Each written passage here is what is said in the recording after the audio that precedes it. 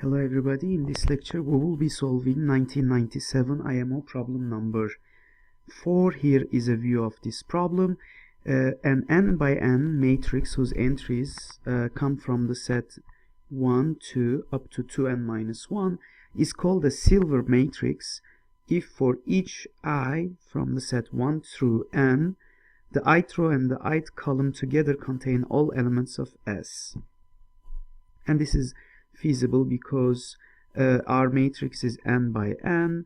On a given row I we have n elements. On the column I we have another n elements, so for a total of 2n elements. However, the entry on the ith row and the ith column, the intersection entry, so we overcounted it, so in total 2n minus 1. So the problem is well posed as such. We would like to show that no such matrix can exist for n is equal to 1997. In fact, I will prove something stronger. I'll show that if a matrix is silver, then n has to be even. And secondly, we need to show that there exists silver matrices for infinitely many values of n. And for this particular case as well, I will give a construction for that. Okay, so let's try to make sense of this problem. If n is equal to 1, a silver matrix, there we go. If n is equal to 2, then we need to use the entries 1, 2, and 3. So we have a 2 by 2 matrix, and we need to use the elements 1, 2, and 3. Recall that for the previous case, we used just the element 1. When n is equal to 2, 2 times 2 minus 1 is 3. So the way we can do it is 1, 2, and 3. So row 1 and column 1 is covered. For row 2 and column 2 to be covered as well, for instance, we can put any number we want. So for instance, 1. If n is equal to 3, things are starting to get a little bit complicated. And look at what's gonna happen next. So we have 1, 2, 3, 4, 5. N is equal to 3. We can use only 1, 2, 3, 4, 5 without loss of generality. I can number row 1, column 1. Now I need to number row 2, column 2. So I'm missing some entries here in those 3 entries. So far I have used 2 and 4. Without loss of generality, again I can put 1 here. If I do so, I realize I'm still missing 3 and 5, but I can't put 3 and 5 here. I can't put 3 here because it's on this column and I will need it for future 3, 3 case. I can't put a 5 here because again I will use it in the 3, 3 case. So therefore I cannot put a 1 in the middle here. So I have to put the 1 either here or here. Without loss of generality, due to symmetry, I can put the 1 here. So therefore I can use 3 or 5 here, so I can put any one of them. Let's say 3 without loss of generality, and 5 will be here, but that won't work because the 3, 3 case won't let me. And then if I do the opposite, if I have a 5 here, a 3 here, again this is violating the condition. So therefore I realized that I have proven that n equals 3 won't work. Let's continue with n is equal to 4. We hope that our chances will be higher this time. Okay, so we have to use the elements from the set 1 through 7, and without loss of generality I can put these numbers like this. Now for the second column, again let's try 1 on the middle. So I need to number the second column and the second row. So we have a 3 here. So let's see where I can put the 3. I can't put the 3 in here or here, so therefore I have 2 options for the 3. Let's put it here, let's say. And now I need a 4. For the 4, I know I can't put the 4 here, so I have 2 options for the 4. Why not? Let's just put it here. And so therefore I have 6 and 7 remaining, but I have to swap them. Okay, why not? So why don't we put on the diagonal the other one here? So far I'm missing 2 and 5. I have to put them in one of these 2. For instance, can I put the 5 here? Yeah, I guess I can. And the 2 here, yes, there is nothing that violates that. and this. I think that that numbering should work, and yes, so it looks like this is a good case too. So far that's the practice. And let's investigate this case n is equal to 4, because when you try, you realize that n is equal to 5 is also not gonna work, and n is equal to 6 actually can work after some efforts. For instance, I can give you an example that I took from AOPS.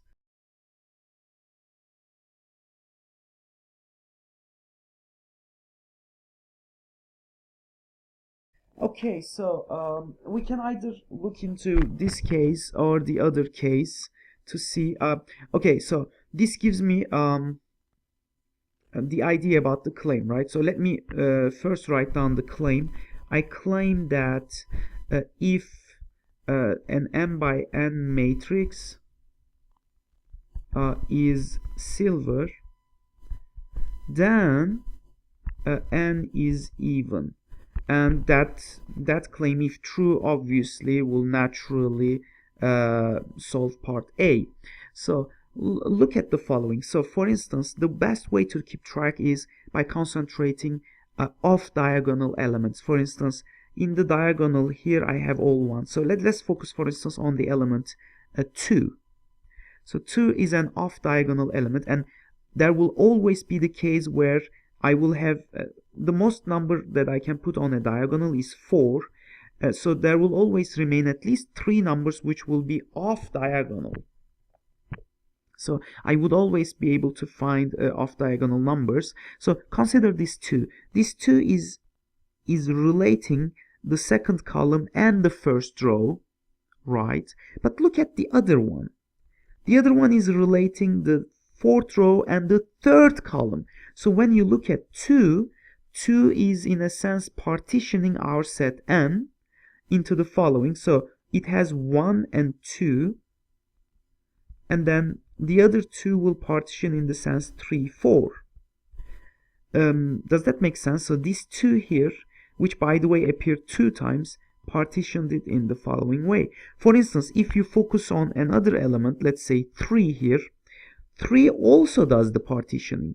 3 partition the set as 1, 3 first here, because it's on the third column and the first row. But the other 3, look at that, it's 2, 4.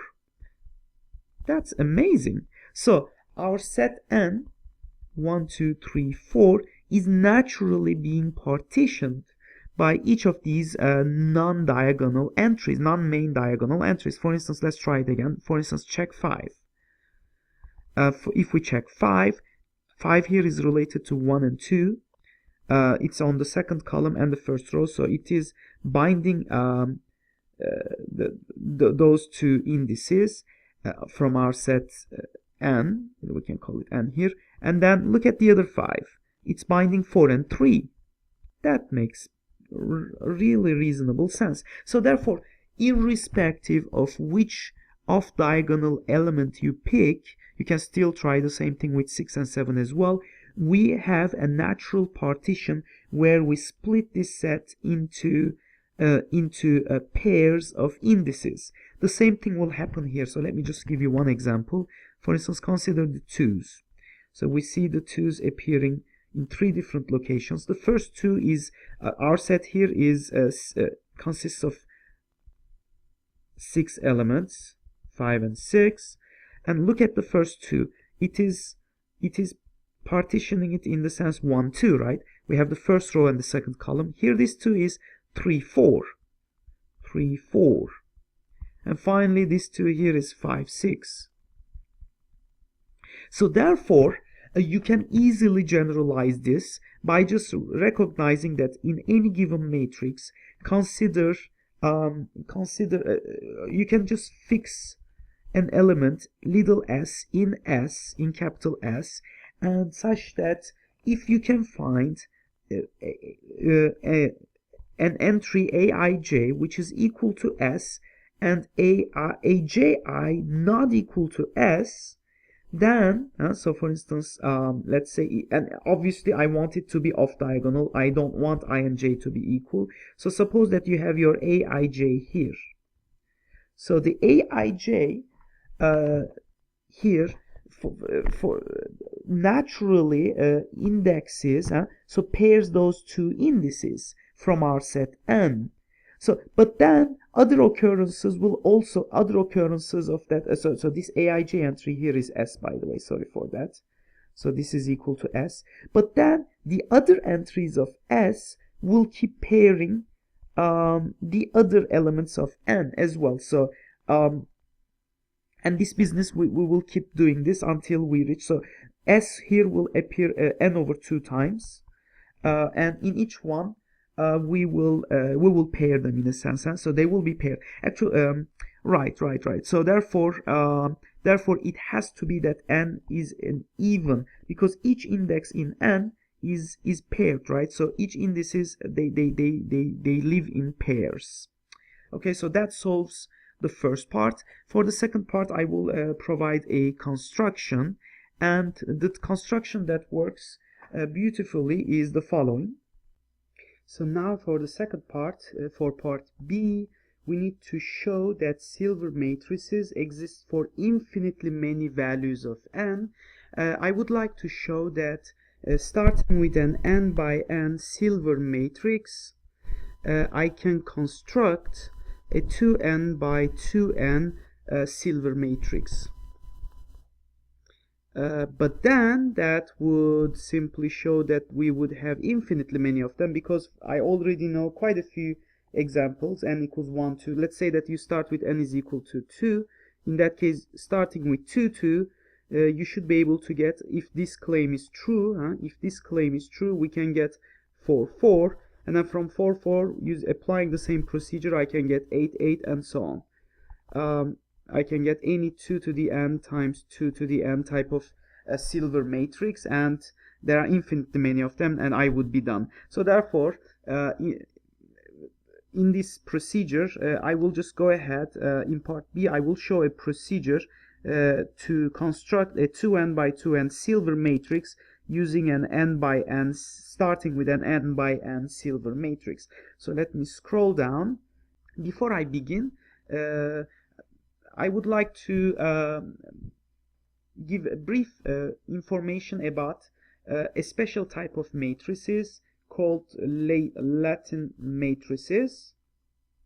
And this provides a very beautiful construction for this problem. There are other methods to construct, obviously, and potentially you can check the AOPS website for alternative constructions as well. But this one is really beautiful. So let's consider the Latin matrices. So consider an n element set M. Let M such that M is equal to n, and using this set, I claim that I can construct a matrix, such that every row and every column of that matrix is a permutation of the elements. Construct a matrix with each row and each column a permutation of the elements m, right? So and we call this a Latin matrix. There are numerous examples one can give, obviously. For instance, if I have a 4 by 4 matrix, let me try to see if I can construct one here quickly. So let's say that the first row is 1, 2, 3, 4. The second row, I can't put a 1 here because then I would violate that in each column we should have a permutation. Let's say this is 2, 1, 4, 3. Now for this one, let's say 1, 2, 3, 4. And finally, it's obvious this one should be a 3. This one should be a 4, a 1, and a 2. There you go. So here is a matrix, a Latin matrix that works. So if you check each row, you would realize that each row has the numbers 1, 2, 3, and 4, as is each column. It is quite a simple procedure to come up with any construction like this. Now let us start with an n by n. Let's start with an n by n silver matrix let's call it A, such that each entry consists of integers 1, 2, up to 2n minus 1. And consider now also, so let's say this, let also the matrix B be an n by n Latin matrix with entries. Okay, so this one will have the entries 2n, 2n plus 1 up to 3n minus 1. And finally, let's C be another n by n Latin matrix with entries, specially designed entries 3n plus 1 all the way up to 4n minus 1. So now, given this, I can create a 2n by 2n matrix. I can construct a 2n by 2n matrix in block form in the following way. Block form meaning each of these, so I have a 2 by 2 block. In each of these blocks I will enter an n by n matrix. So namely, on the main diagonal I will enter the silver matrix A, and off diagonals I will enter the two Latin matrices B and C. Each row and column combination, let's say this row I and column J combination, contains all the numbers starting from 1, 2, all the way up to 4n minus 1 as desired. Recall that for a 2n by 2n silver matrix, we have to have all these indices showing up on every pair of row column. So why would that work? Consider the row I. Obviously, if you just focus on the upper left corner, you would see in the row I and column J combination, because matrix A itself is a silver matrix with these entries, all of these entries will appear at least once in, well, exactly once in that combination. Also, when I move forward, so if I continue through that row I cross the ith row of matrix B, but remember B was a latent matrix with all these entries showing up in every single row and column, so it must also show, all these entries should show as a permutation in this row as well. And now finally, if I check this column, the end of this column, again I have the latent matrix C, and this is column J of that matrix, but recall C was a Latin matrix with all these entries showing up in some form of permutation. So therefore, we have proven that row I, column J pair in this 2n by 2n matrix satisfy the desired condition that all these entries appear on this pair of row I and column J, and that solves the second part of our problem. This is a beautiful constructive way of completing the problem. There are lots of other ways to come up with a construction, but this one was particularly interesting to me. So and I enjoyed it very much. But anyhow, hope you also enjoyed this lecture, and looking forward to see you guys in our next videos.